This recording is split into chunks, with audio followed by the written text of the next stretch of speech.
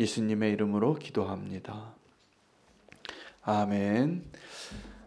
하나님의 말씀 같이 보시겠습니다. 욥기 21장 1절에서 16절 말씀을 함께 봉독하겠습니다.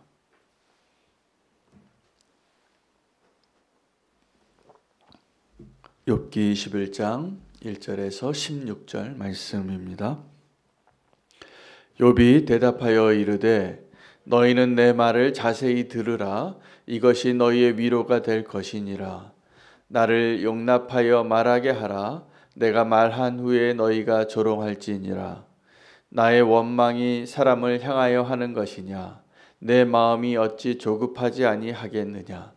너희가 나를 보면 놀라리라. 손으로 입을 가리리라. 내가 기억하기만 하여도 불안하고 두려움이 내 몸을 잡는구나. 어찌하여 악인이 생존하고 장수하며 세력이 강하냐? 그들의 후손이 앞에서 그들과 함께 굳게 서고 자손이 그들의 목전에서 그러하구나. 그들의 집이 평안하여 두려움이 없고 하나님의 매가 그들 위에 임하지 아니하며 그들의 수소는 새끼를 베고 그들의 암소는 낙태하는 일이 없이 새끼를 낳는구나. 그들은 아이들을 양떼같이 내보내고 그들의 자녀들은 춤추는구나. 그들은 소고와 수금으로 노래하고 피리 불어 즐기며 그들의 날을 행복하게 지내다가 잠깐 사이에 수월에 내려가느니라. 그러할지라도 그들은 하나님께 말하기를 우리를 떠나소서. 우리가 주의 도리를 알기를 바라지 아니하나이다. 전능자가 누구이기에 우리가 섬기며 우리가 그에게 기도한들 무슨 소용이 있으랴 하는구나. 그러나 그들의 행복이 그들의 손 안에 있지 아니하니 악인의 계획은 나에게서 멀구나. 아멘. 하나님의 말씀입니다.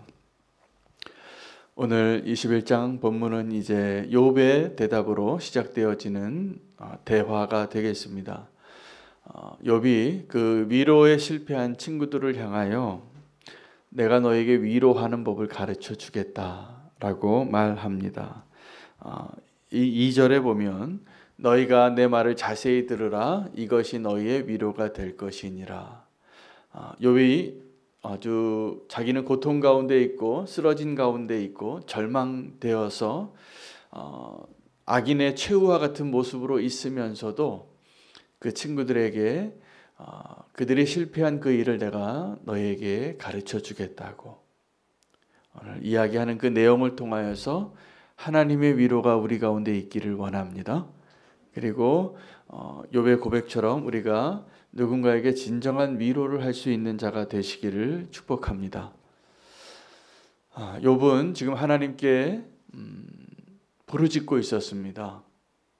욥의 친구들이 욥을 지금 상당히 오해하고 있는 것은 욥과 하나님 사이의 관계를 이해하지 못하면서 제3자의 입장에서 그를 위로하려고 했기 때문이고 또 그 위로에 실패하고 있어서 욥을 더 괴롭게 하고 있었습니다.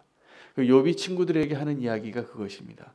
내가 하나님께 지금 호소하고 부르짖는 그리고 원망하는 게 하나님과 욥과의 사이는 그런 사이였거든요.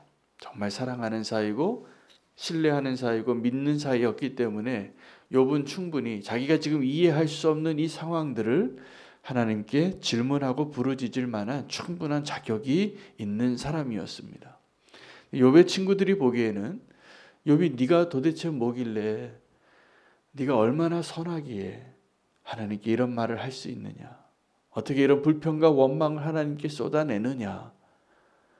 너의 모습을 보아라. 자꾸 그 해답을 욥에게서 찾아보려고 결론 내리고 욥을 더 괴롭게 하고 있을 때 이제 욥이 진정한 위로가 무엇인가에 대해서 말해 주려고 하고 있는 것입니다. 여러분, 우리 주변에 위로가 필요한 사람들이 있습니다. 많이 보이시죠? 우리 위로가 필요한 사람들. 제가 한번 질문해 보고 싶습니다. 그 위로가 필요한 분들에게 정말 위로자이십니까?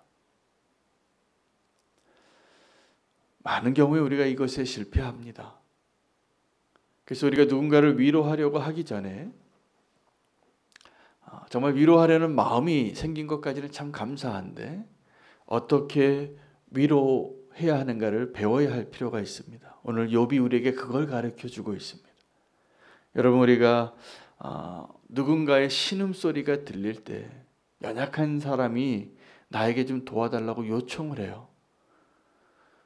내가 이렇게 어렵다 하고 손을 내밀고 부들부들 떨고 눈물을 흘리고 간절한 눈으로 나에게 도움을 요청하는 그 누군가가 있습니다. 신음소리가 들립니다. 여러분, 그 신음소리가 들리는 사람이 여러분에게 손을 뻗어서 좀 도와달라고 하는 그 순간을 잘 묵상하시기 바랍니다. 왜 그런 일이 일어났고 그러한 일이 일어나는 의미가 무엇인지를 알아야 합니다. 여러분, 정말 어려운 가운데 있는 사람이 여러분이 정말 나를 도와줄 사람으로 보이지 않는다면 그 사람에게 나의 연약함을 드러내지 않습니다. 저는 교회를 아주 비난하는 소리를 많이 듣습니다. 요즘 더 많이 들어요. 그런데 저는 그 비난하는 소리들 가운데에서도 또 다른 소리를 들을 때가 많습니다. 어떤 소리냐 하면 교회에 그래도 그들이 기대하는 바가 있더라고요. 우리 여전히 연약해서 믿는 사람이 예배드리러 갔다가 왔는데 뭐 이런 잘못을 하더라, 이런 연약한 모습을 하더라, 너무나 믿는 사람 같지 않더라, 이런 이야기들을 댓글로 어떤 기독교인이 좀 잘못한 일의 기사가 한번 뜨면 그렇게 막 벌떼같이 그런 글을 쓰시는 분들이 있어요. 그런데 그 마음의 중심을 한 번 더 헤아려 보면 그분들이 제가 보니까 교회 한번 다녀보신 분들이에요. 그리고 하나님을 좀 그래도 만나본 사람들이에요. 근데 실망한 거죠. 여러분, 우리의 진짜 모습을 보면 실망할 수밖에 없습니다. 이렇게 국어를 하시는 분들이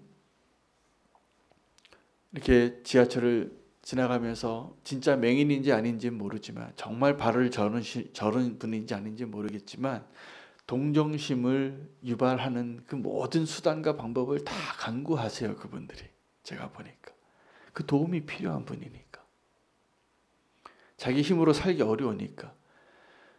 모르죠. 그 뒤에 어떤 앵벌이 조직이 있을지 모르겠지만 하여튼 그분이 그 자기가 모르는 불특정 다수에게 지나가면서 이 동전 한 분을 받기를 원하면서 지나갈 때 트는 노래가 찬송가예요.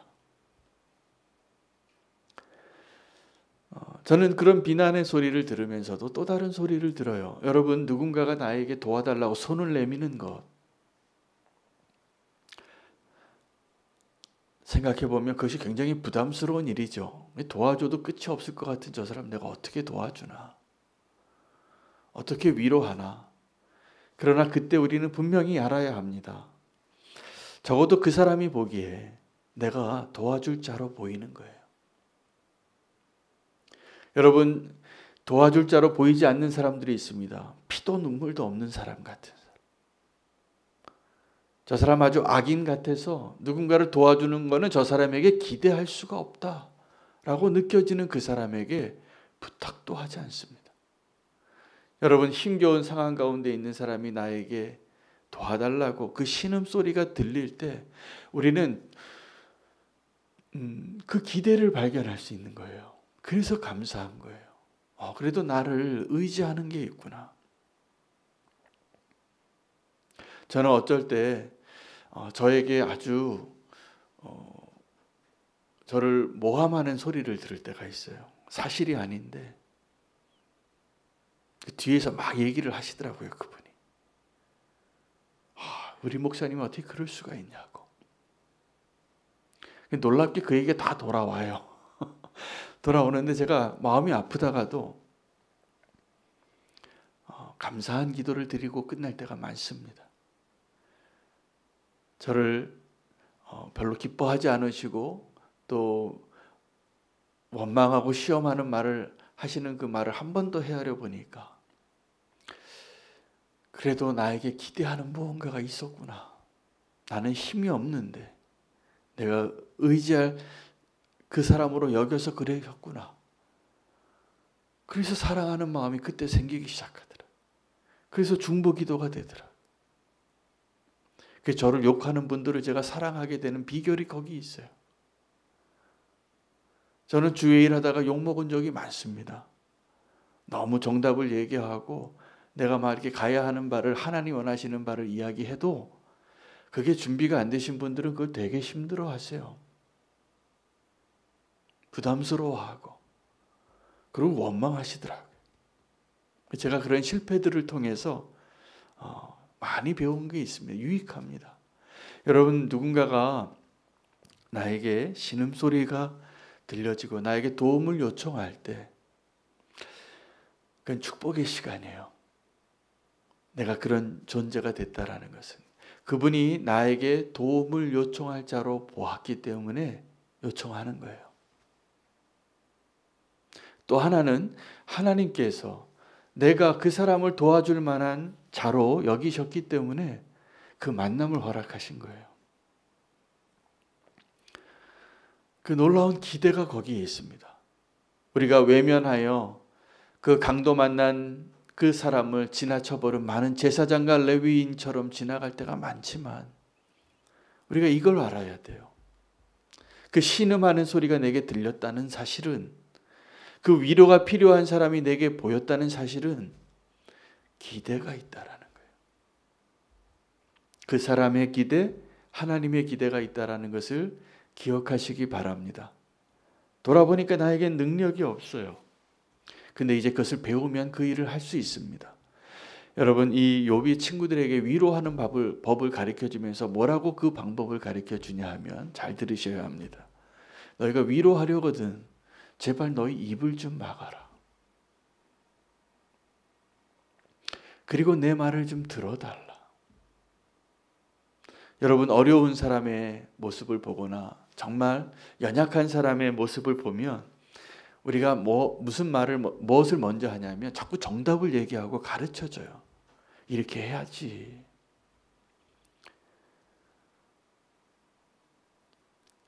그 문제에 대해서 그 사람보다 내가 더 많이 고민해보지 않았습니다, 사실.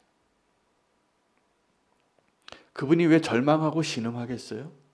그 문제에 대해서 답을 못 찾는 거예요. 이해를 할 수 없는 거예요. 나에게 능력이 없는 거예요. 그러니까 신음하고, 그러니까 부르짖었겠죠. 그런데 우리는 짧게 지나가면서 자꾸 정답 얘기하고 충고를 해요. 여러분, 누군가를 정말 위로하고 싶다면 첫 번째 해야 할 일은 입을 막는 겁니다. 내 입을 좀 막으세요. 내 정답을 말하고 싶은데 그 말, 입술. 그 다음에 내 마음을 열어야 돼요. 그래야 들립니다. 신음소리는 원래 잘 들리지 않고 누군가가 정말 도움을 요청할 때는 아주 어렵게 얘기한 것일 겁니다.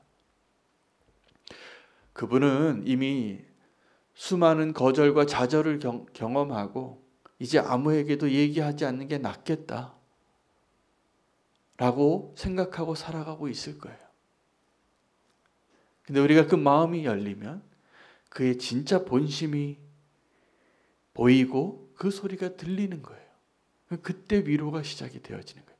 그 위로는 우리는 자꾸 말로 하려고 하는데 거꾸로입니다. 위로는 들어주는 게 위로예요.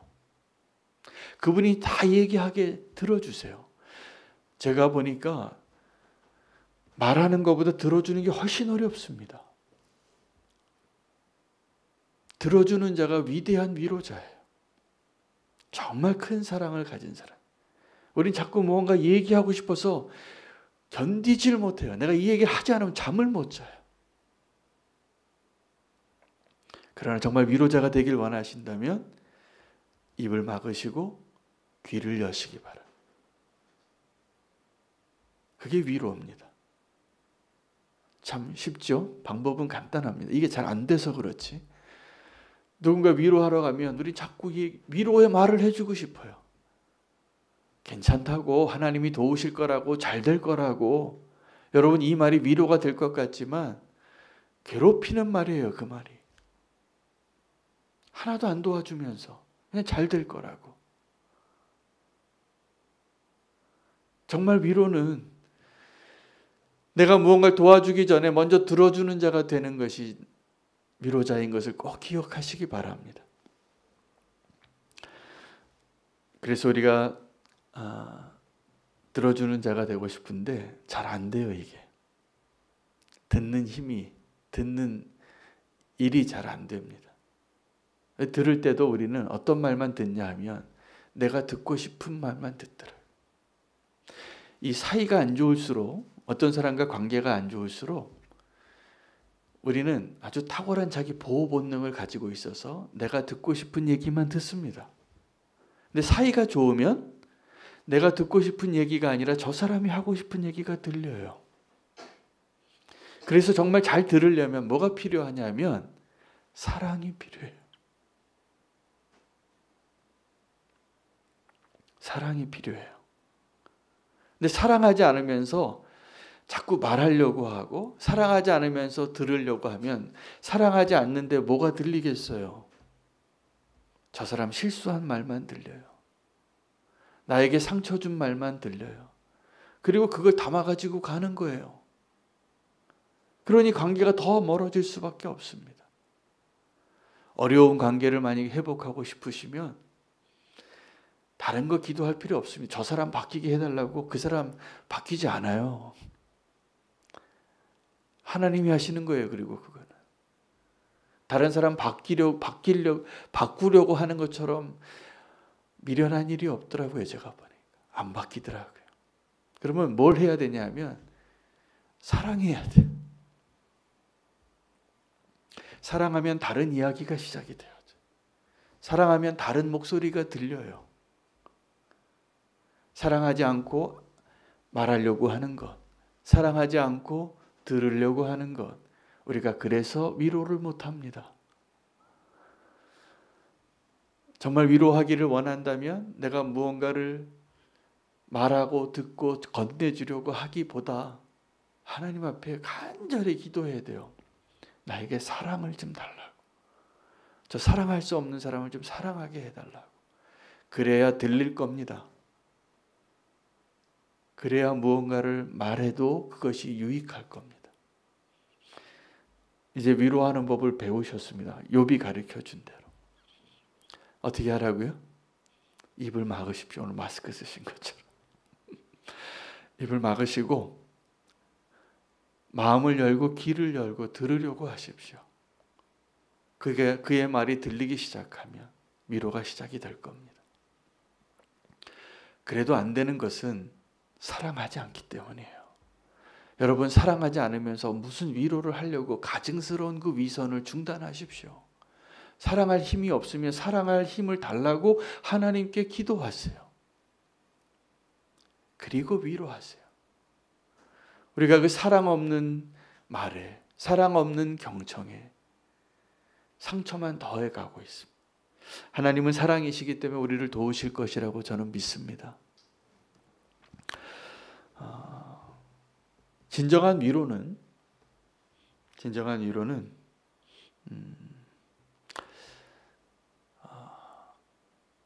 악인의 끝이 어떻게 되는 것을 통하여 정말 하나님이 보여주시는 그 마지막을 볼 수 있는 것이 위로가 될 것입니다.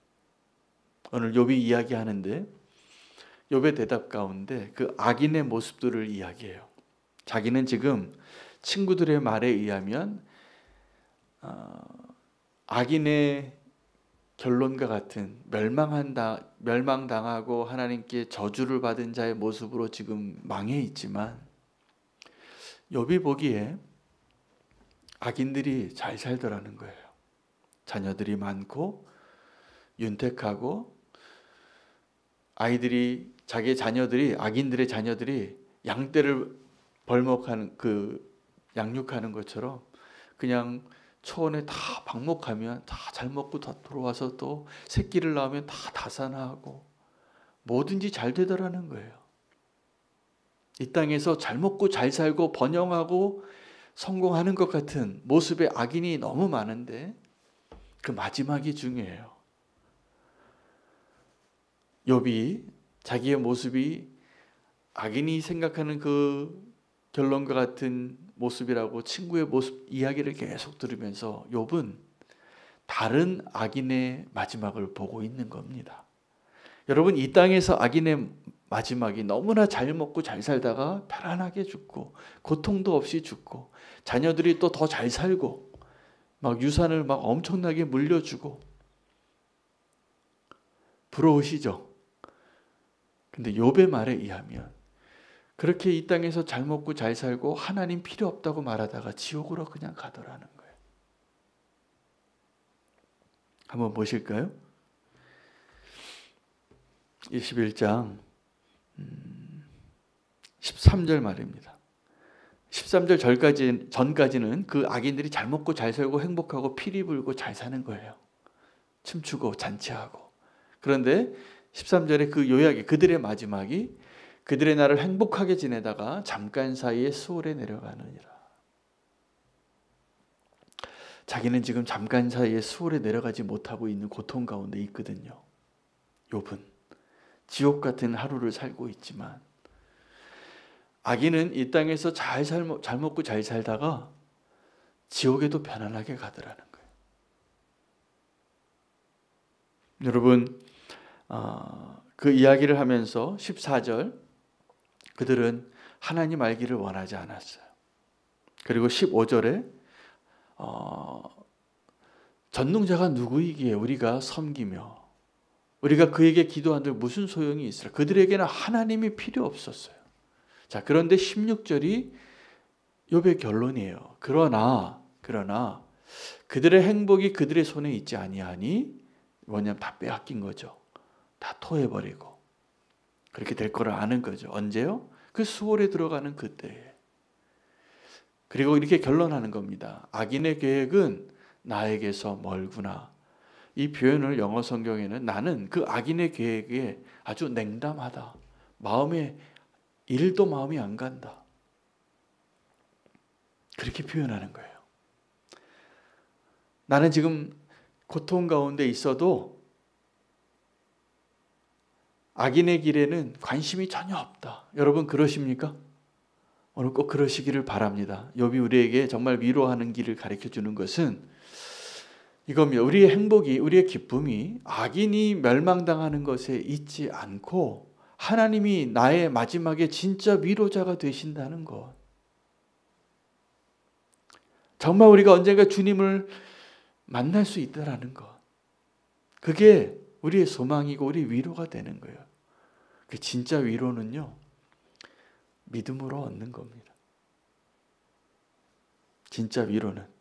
위로할 수가 있더라고요. 제가 어려운 분들 보면은 그냥 밥 한번 같이 먹자고.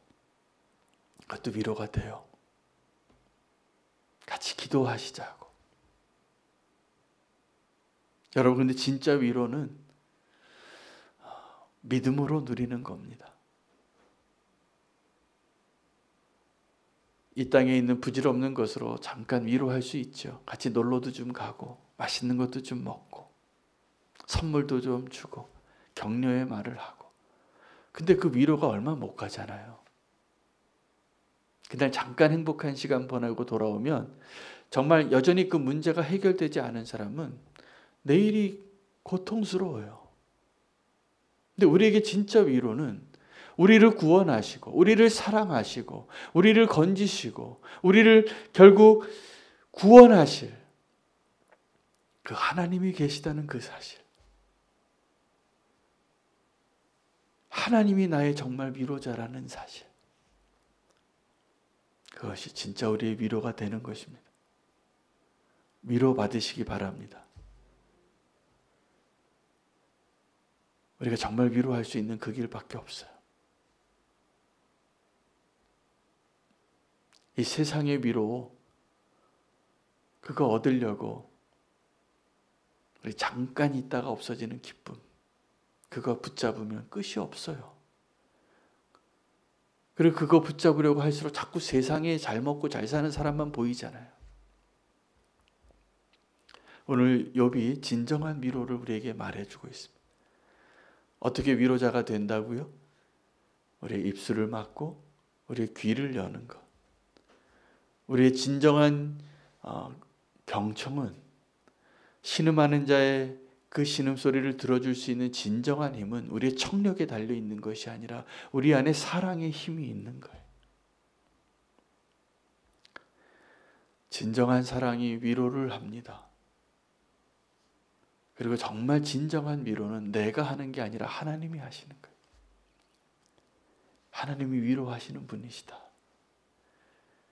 하나님이 지금 살아계시고 하나님이 당신을 정말 구원하실 겁니다. 잊지 않으실 겁니다. 그 손을 놓지 않으실 겁니다. 이 사실을 알려주는 것. 그것이 진정한 위로가 되는 것을 저는 확신합니다. 우리가 이제 헛된 위로, 실패한 위로에 신음하지 아니하고 정말 하나님이 주시는 위로로 오늘 하루를 힘있게 사시고 그렇게 누군가를 위로할 수 있는 사랑으로 오늘 사시기를 축복합니다. 사랑 없이 위로할 수 없습니다. 모양만 흉내만 내는 것입니다. 오늘 위로가 필요한 사람들에게 나아갈 수 있는 힘을 주시옵소서. 오늘 이것이 우리의 기도 제목이 되겠습니다. 우리를 위로하시는 하나님 붙잡으시고 진정한 위로를 받으시기를 바랍니다.